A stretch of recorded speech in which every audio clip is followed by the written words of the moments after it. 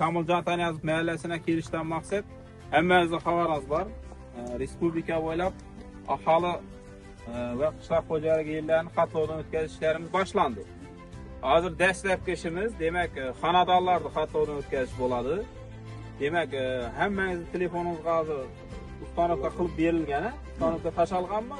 Bo'lmasa Telegram orqali tashlash kerakdan ustanovka qilib olasizlar, предложениеni. Demak bu yerda hozir korpuslar dairavoy dachalar qilingan, hech yerda hisob-kitobda kiritilmagan bular.